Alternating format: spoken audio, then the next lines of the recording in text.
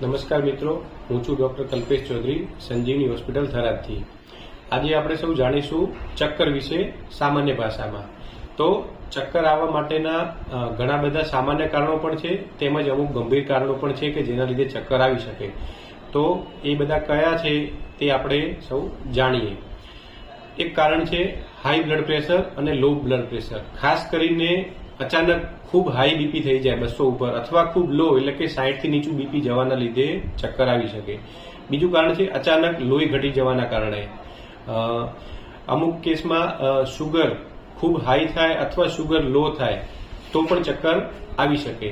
તે ઉપરાંત જરૂર કરતાં વધારે માત્રામાં શરીરમાંથી પાણીની ઘટ થવાના લીધે એટલે કે ડિહાઇડ્રેશનના લીધે પણ ચક્કર આવી શકે। શરીરમાં કોઈ જાતની તકલીફ પડી હોય અને જો એની અમુક હદ કરતાં વધારે જો ચિંતા થાય તો એ ચિંતાના લીધે પણ ચક્કર આવી શકે છે।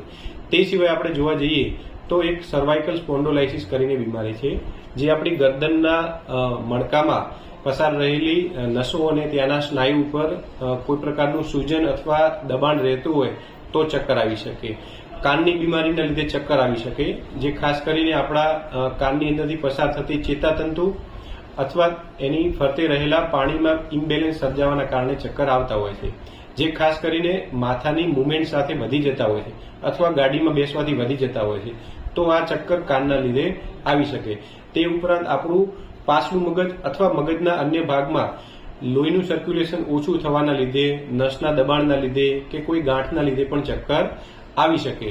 તો સૌ પ્રથમ આપણે ચક્કર આવે તો પ્રાથમિક કેર તરીકે આપણે એટલું કરીશું કે આપણે પડી ના જઈએ, આપણને ક્યાંય વાગી ન જાય એનું આપણે ખાસ કાળજી લેવી। કોઈ વસ્તુને પકડી લેવી અથવા ત્યાં બેસી જવું અને મદદ માટે બોલાવી લેવા।